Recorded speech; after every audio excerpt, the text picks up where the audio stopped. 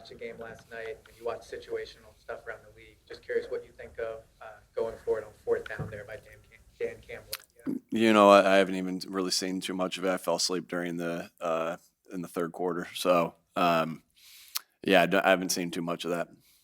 I know it's not your primary concern. We'll look at those all next week. With Saquon closing in on the franchise record for single season rushing, is that something you take joy in, like being a part of that? Yeah, of course.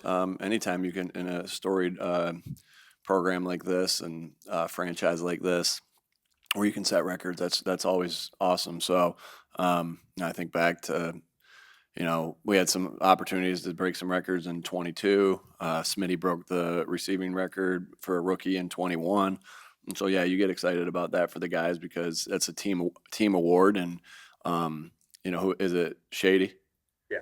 Yeah. And so, obviously, potentially overtaking one of the greatest running backs to play here, if not the greatest running back to play here, and one of the great running backs that's played in the league.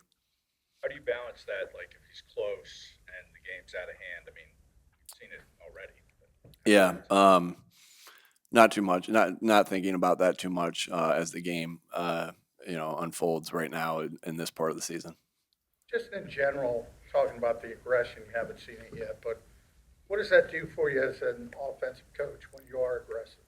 As far as Putting pressure on the defense, 4 down. Oh, you're talking about fourth down decisions? Oh, yeah. I mean, excuse me. You always try to keep drives alive. However you need to be able to do that.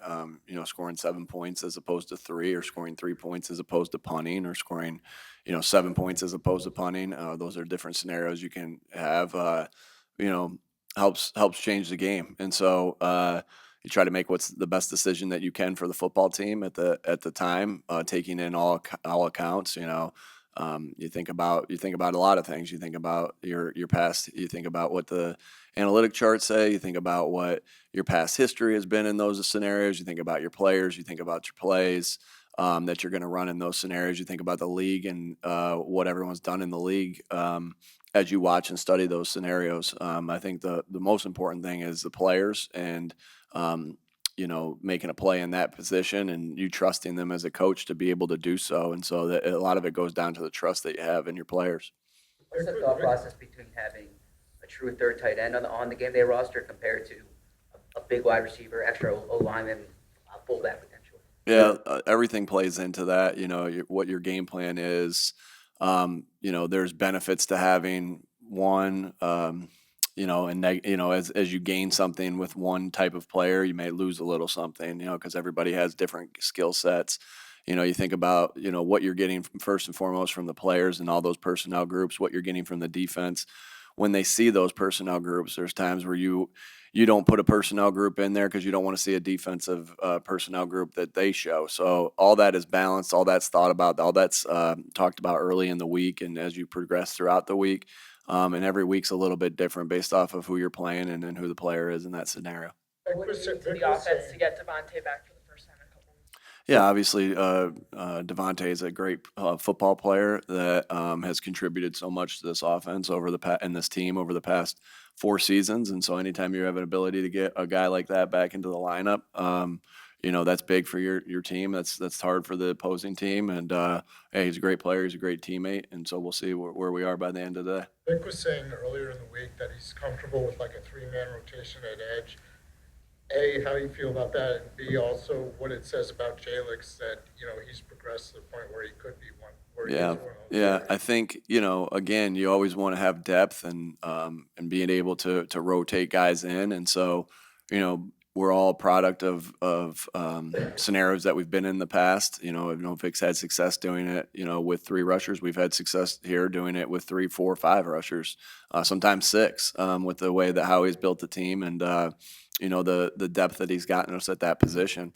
And so we'll do whatever we need to do to win the game and play whoever we need to play. And as guys need rest, we'll look at that as the game progresses. As far as Jalyx goes, I think Jalyx, I was just saying in a team meeting today, kind of emphasized how Nolan Smith was running to the football and how it feels like Nolan Smith's always running to the football. Well, it felt like Brandon Graham was always running to the football, and Jalyx is now kind of being in that role where he's just violent and running to the football at all times. We stress that a lot. We talk about that a lot, but he's got the guys in front of him that have helped him learn the way. And we like how he plays with aggression and violence and physicality. And, and obviously his hustle is showing up on tape. And so a lot of credit to Jalyx that he's able to be in this position in the rotation, and also credit to Brandon Graham, Nolan Smith, Sweaty, the guys in front of him that have really helped pave the way and show him the way to play. And Wash is a great coach and holds them to a high standard. Vic's obviously a great coach, holds them to a high standard, but Jalyx is doing a good job doing all those things. Two more. You use this summer with joy. As you guys keep winning and your focus is work, do you also try to make sure that they're enjoying this, having fun? Yeah, again, the journey should be the joy, right? Coming into work every single day. Like, there's obviously moments that you have after games. There's moments that you have throughout the week, but I think that the most special thing is the time that you spend grinding out the week together, the work that goes into it. That as boring as that sounds, or as not joyful as that sounds, there's joy in the process, and that's what we talk about a lot. And it's we're focused on the next game, but it's been fun. I think you can see our team having joy. I think you really can see that from how they celebrate together. A cool play in the Baltimore game on the 3rd and 1 stop by Zach, and you see all the white jerseys around just running together and celebrating. Kenny Gainwell's touchdown against the Rams, you can kind of see how cool it is on the sideline, them celebrating together. And so, again, we are talking about work, but I think there's elements of the you could see it on tape, the joy that's had on the field.